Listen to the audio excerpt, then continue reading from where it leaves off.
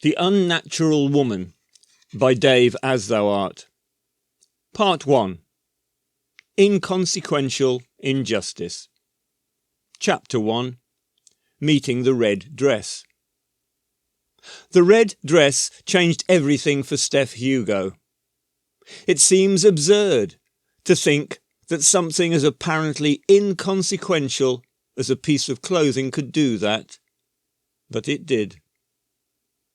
On the night before everything changed, she was at home, looking out of the bedroom window after a long but good day at work in her job at the council offices, a job she had enjoyed for the past 6 years, and she felt she deserved the glass of wine that was in her hand. Her husband, John, was away on business and would not be back until the following evening. She was looking forward to having the big bed to herself that night. Her children, Tim, aged 10, and May, aged 12, were asleep in their rooms just down the corridor. She felt very lucky. She had a lovely family, and here she was in a lovely house, looking out at a beautiful June evening. She felt very content. She had worked hard as a citizen of Trueway, and Trueway had rewarded her with all this. But Steph had secrets, and secrets can be dangerous. She watched the swirled clouds of white and grey slowly turn pink, and the cool blue sky flame with orange and red before night extinguished the fire with her dark mantle and brought peace. Stars appeared, and Steph briefly mused on how strange it was that darkness revealed those little pinpoints of light billions of miles away, while hiding even the colour of the building across the street. The fragrance of some evening-scented flowers crept in through the open window, timidly bringing a little of the outside world into the room. She had read somewhere that these flowers gave off their scent at night to attract moths. She drew the curtain closed, but left the window open to allow in the sweet smell of the flowers, and hoped that no moths would follow it. Soft lighting came on automatically in the room, illuminating pale pink walls embellished with beautiful paintings. Steph changed these pictures regularly, as was the custom in Trueway. The few essential furnishings were functional, tasteful, and, like most of the house, made of sustainable or recycled material. A small table and a full-length mirror were of considerable age, antique in fact. She took a deep breath. The scent of the flowers was sweet. There had been no moth invasion. She drained her glass and put it on the table. She slid into bed. No duvet, just cool, smooth sheets. With John not there, she lay in the middle of the bed rather than on her side. She spread her arms and legs wide with self-indulgent, childish delight. "House," she said with authority. "Lights out." And the room darkened as the house computer obeyed. "My book," she said with equal authority, and an ethereal blue light lit the room. "Yes, Steph?" queried the gentle, friendly voice of the computer. "Diary, my book. Simply add, 'Good day.'" "Job done, Steph." "My book. Sleep." The blue light faded. Steph lay in her warm, soft cocoon. There was a fluttering in her stomach, and she thought of the wings of the moths somewhere outside her window seeking out the flowers. But she knew that the fluttering inside her had nothing to do with the moths and the dying day, but was in anticipation of what she would do on the coming day when the children had gone to school and before John had returned. She had taken tomorrow and the following day as leave from work, and tomorrow she would climb the steps of the ladder into the attic for a secret rendezvous. This was not the first time she had ascended the ladder for this meeting.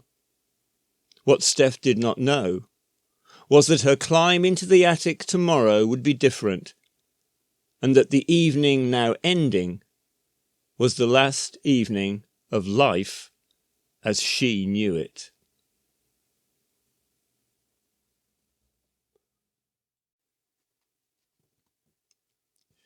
In the morning, she went through the usual routine of ablutions, breakfasts, and getting the children off to school.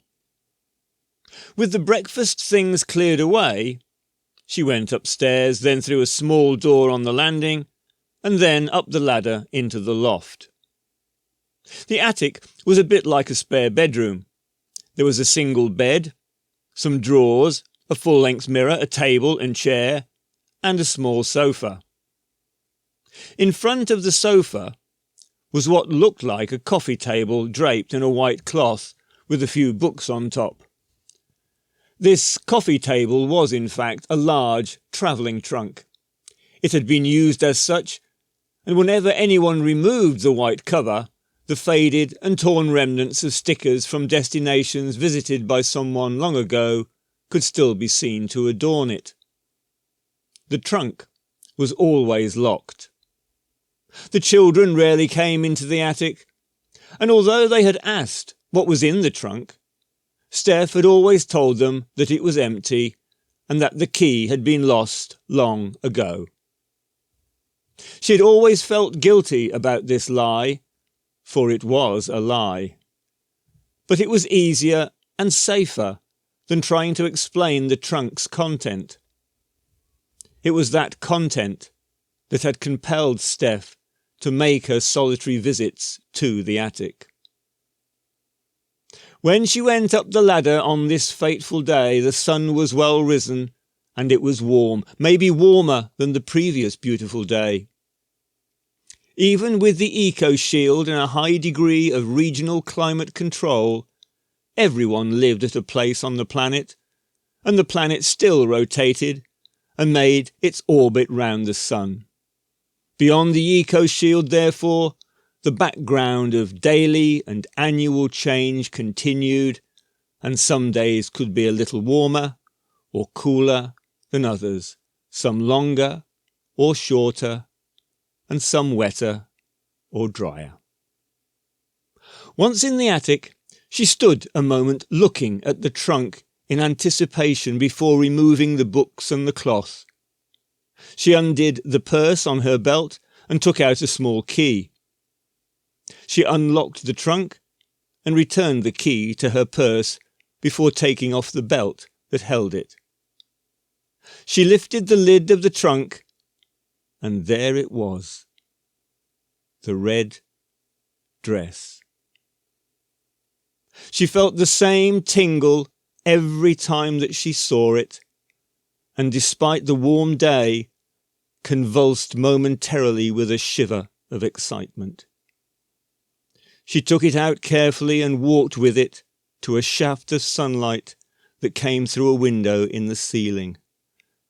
The dress glowed blood satin in the light. She gathered it and slipped it over her head. It felt cool against her as it slid down. She put her arms through the straps and adjusted them on her shoulders. She went to the mirror. She smoothed the dress with her hands. It clung to her. She turned sideways. She loved how it followed the line of her back and the way the short skirt curved over her bottom before making neat vertical ripples to the hem. She twirled, and the skirt span out almost horizontal. She pulled her hair up, holding it in place with both hands like a bun, as she twirled again. She was absorbed. She was aware of nothing but herself and the dress until the word, "Mum?" At the hatch into the attic, only the head and shoulders of Tim could be seen. She had not heard his feet on the ladder. Open-mouthed, he looked at his mother through bewildered brown eyes. She returned his gaze, and the silence between them was as cold and as hard as ice.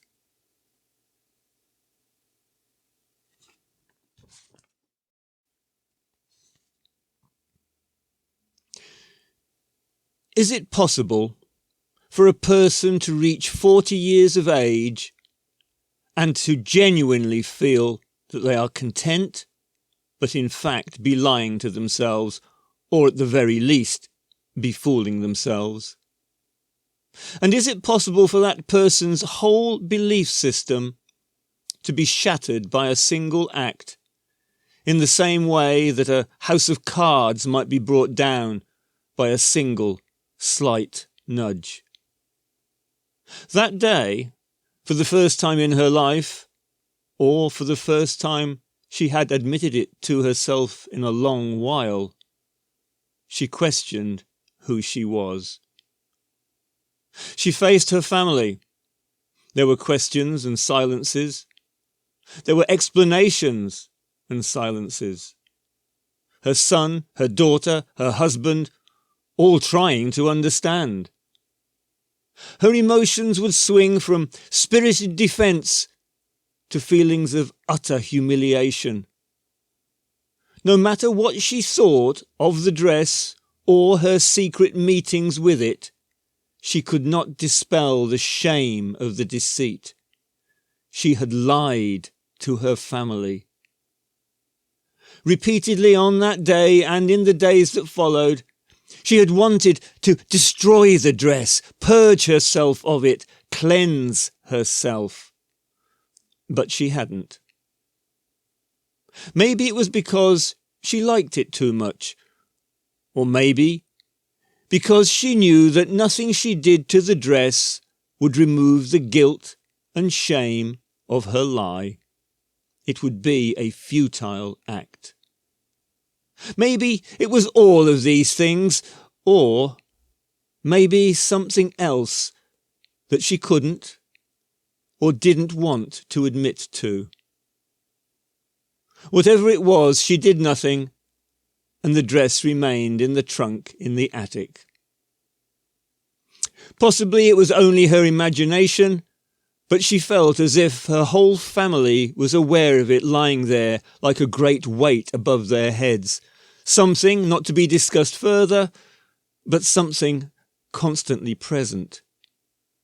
Eventually, after about a week, John asked what she was going to do with it. With false casualness, Steph shrugged and said she didn't know. She continued slicing carrots for dinner. "I would have thought that the best thing would be to shred it," he suggested. "Cut it up with scissors and then feed it through the recycling in bits. We wouldn't have to cut it, of course. It could go as it is. But it would probably avoid any possibility of questions if we cut it first." "You're probably right." There was a silence. She pushed the discs of carrot off the board into the steamer with the knife blade. "Probably best sooner than later." His words met no response. "I don't mind doing it." "No, it's all right. Just leave it." The irritation in her voice was clear, and he felt the "it" was more a reference to the conversation than the dress. With equal ambiguity, he left the kitchen, saying, "Okay, I'll leave you to sort it." And there the discussion ended. John did not look back. He did not see the white of his wife's knuckles gripping the knife. He did not see her lift it and press the cold blade hard against her lips. But he did hear her slam it down flat onto the chopping board. Was she angry at John and his pestering about the dress?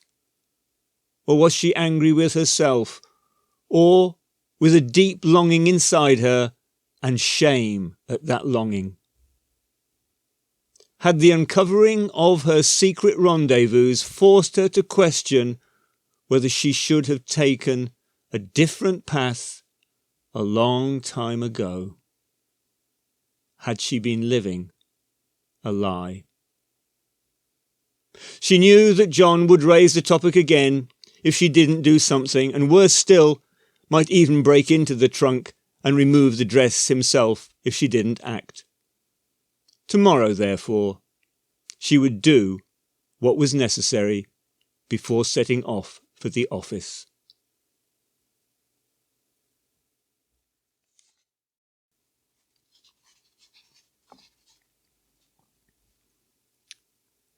The following day, after John had gone to work and the children had gone to school, Steph went to the attic with a pair of scissors and a carrier bag.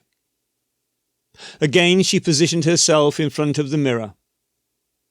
The dress was in the trunk behind her, and she stood naked, looking at her reflection.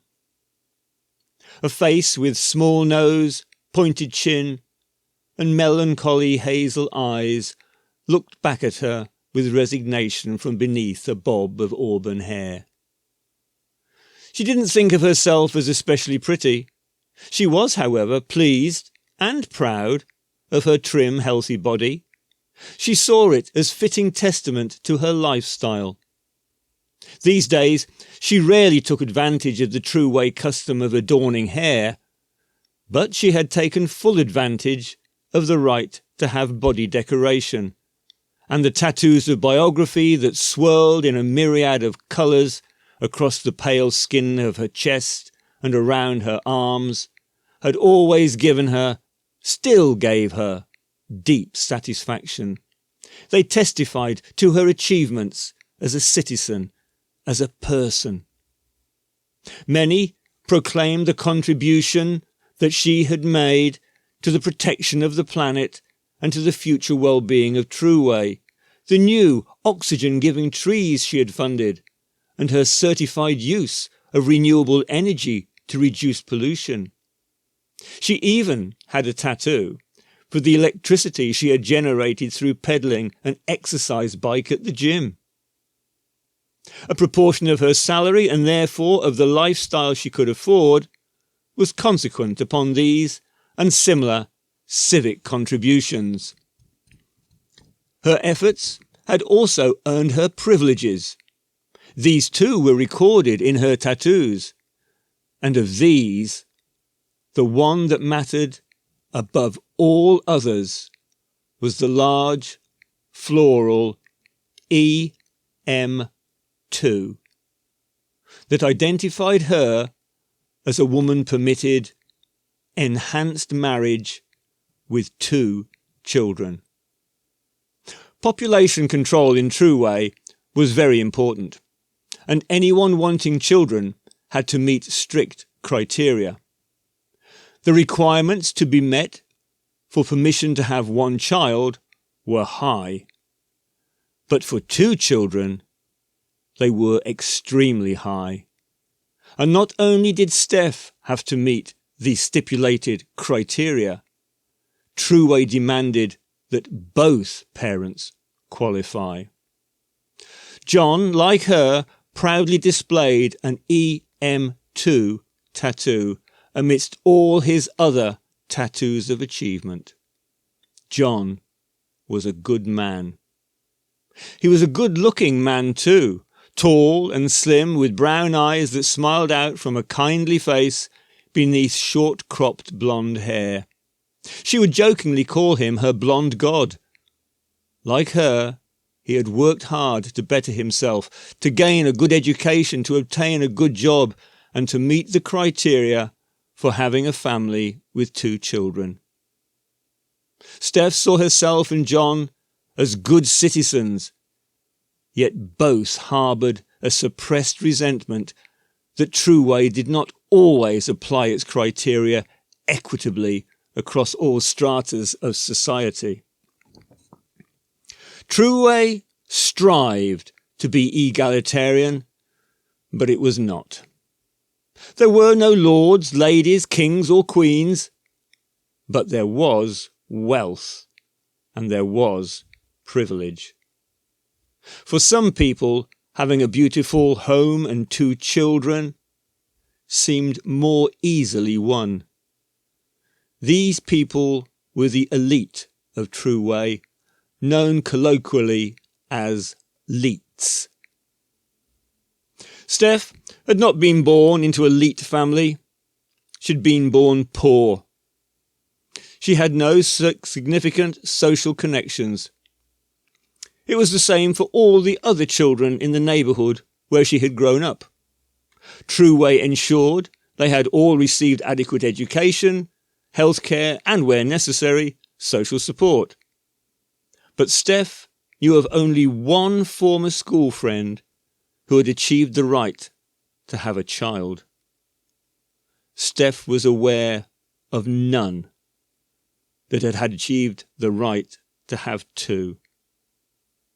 From her neighbourhood, she alone had been prepared to spend the years of effort necessary to meet the criteria of social achievements. Only she had been prepared to defer marriage until she'd been able to prove her worthiness through a demanding period of living within the confines of a convent of the Good Sisters. What was it that had made Steph different to everyone else? Fundamentally, it was that she was bright and had been encouraged. Steph had shown herself to be very able at school, and her mother had encouraged her to be the best citizen possible. She had encouraged her to get on and to move up in the world. Stephanie, her little girl, was as good as any leet and just as worthy of having 2 children. Steph believed her. Steph applied herself. Steph was pleased by her achievements. She was pleased by the smile of pride on her mother's face when the teachers said how well she did. She was pleased when the priests said what a worthy child she must be in the sight of the Great Spirit. So it was that she worked on with diligence and determination from an early age. Then the unthinkable happened. At only 40 years of age, Steph's mother became ill and died. Steph was devastated, as any child would be. She was bewildered too. Her mother was good. Why would the Great Spirit allow her mother to die? People were kind to Steph. People were comforting, but none could explain it. Some children, some people, faced with an event so huge, devastating, and incomprehensible, might have lost all faith, all trust. They may have taken, consciously or unconsciously, the attitude of, "What's the point?" But not Steph. After the kindness and the comfort, which ultimately resolved nothing, Steph found her own way.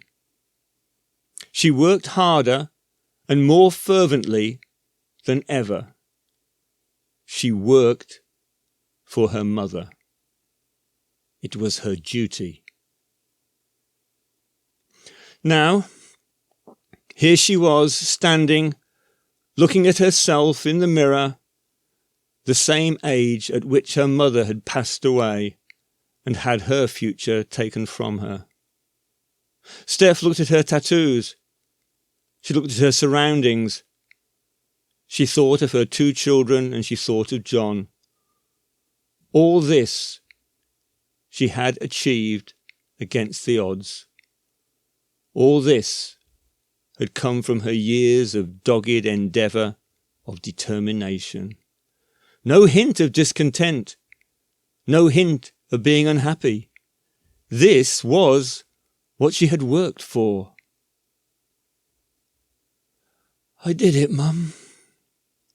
I did it," she sighed, with tears in her eyes. She turned to the trunk and took out the dress. She laid it on the floor. She thought it looked sad, as if it knew it was about to die. She took the scissors and lifted the hem of the dress. "Goodbye, and thank you," she whispered. But then, as she went to make the first cut, morning sunlight broke through the roof window, startling the colour to life. The red filled her eyes, filled the room, and her being. Her breathing became shallow. It was as if she was being engulfed, suffocated, consumed, and the dress was screaming, "I am blood!" She could hardly breathe. She could hardly see. And as the redness subsided, she wasn't sure whether she had momentarily lost consciousness. But as her breathing became regular again, and the fuzziness behind her eyes cleared, she looked at the glowing garment and understood. She lay the scissors down. She lifted the dress to her face. She buried her face in it, breathed in through the musty material, filled herself with its essence. She kissed it, pressing her lips hard against the fabric in her hands. "No, there is nothing wrong with you. There is nothing wrong with me. We are good." She knew at that moment that the shame and stain of her secret, her lie, stemmed from not believing in or even being aware of that goodness. Her simple goodness was what mattered.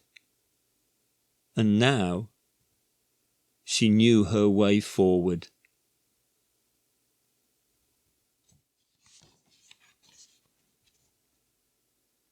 The sun was still shining when Steph opened the front door to set off for work.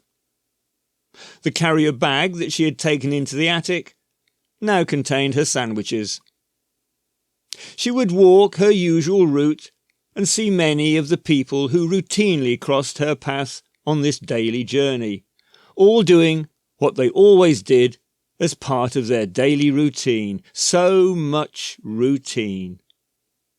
She had often thought to herself how easy it was to predict what a person would be doing at a certain time and on a certain day. Looking back at her own life, she recognised that there were change moments, but after that, routine. June 14th last year, 8:10, set off to work along the same path that she was about to walk now. June 14th, 2, 3, 4 or 5 years before that, at 8:10, set off along the same path that she was about to walk now. She knew nothing could be predicted 100%, but felt sure it was at least 90%. The first person she would meet would be Charlie. He lived a couple of doors down in the cul-de-sac that contained her own property. He was an elderly blind man, and on a sunny morning was inclined to sit in a deck chair on his front path, warming himself and listening to the radio.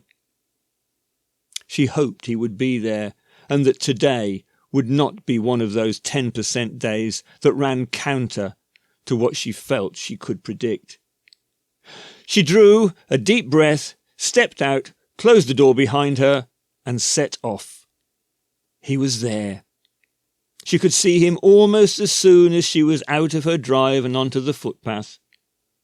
As usual, there was no one else about. Charlie's hearing was very acute and selective. With his left ear, he could be listening to the radio, but his right would be listening for her footfall. It wasn't long till she was within earshot. "Morning, Steph," came his confident call. "Morning, Charlie. Lovely morning again. What you got in your sandwiches today?" "Cheese and pickle. Enjoy the sunshine." "Will do my best."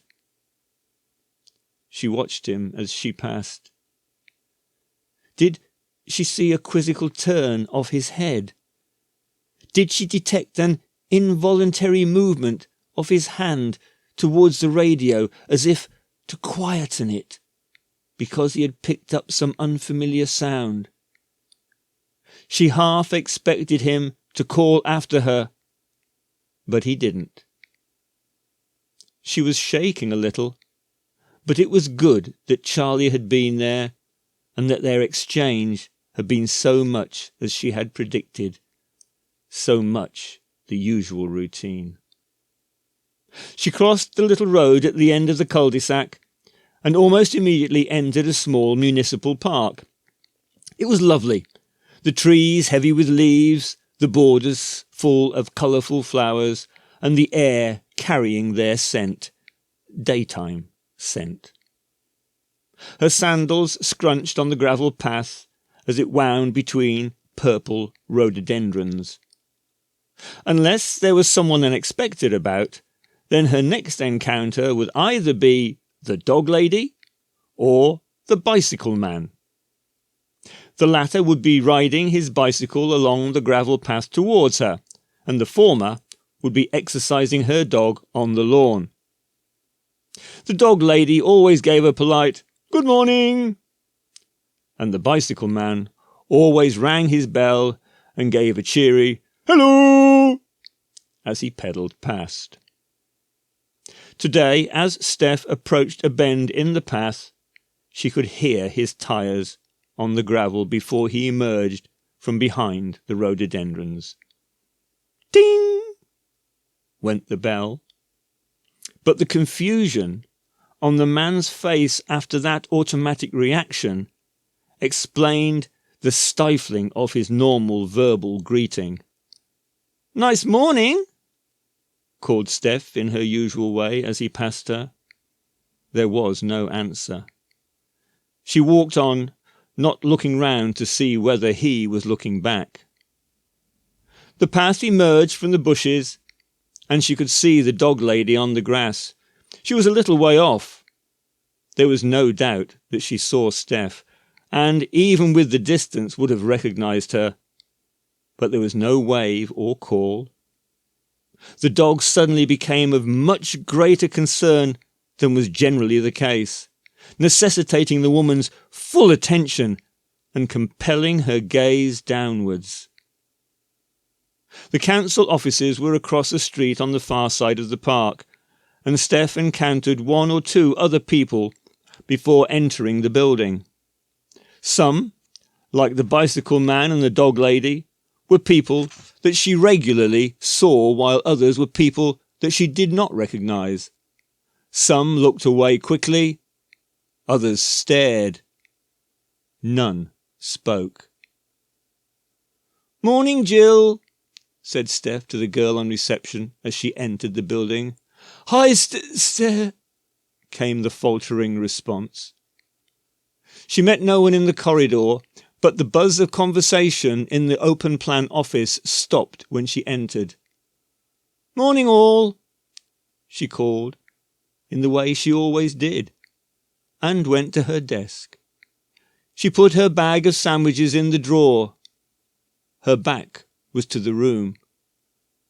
She sat down and switched on her computer. She was aware of a very, very quiet exchange behind her, more movements and signals than words, before Terry came over to her. "Hi, Steph. Everything okay?" "Fine. It's a nice morning, isn't it?" "Yes, sure. Been a good June so far." She looked up at Terry. He smiled awkwardly. Everything's fine, Terry, really. She turned in her seat to her work colleagues. Really, I'm fine. Encouraged by Steph's calm manner and reassurance, Asher voiced their collective thoughts. But Steph, you're wearing a dress.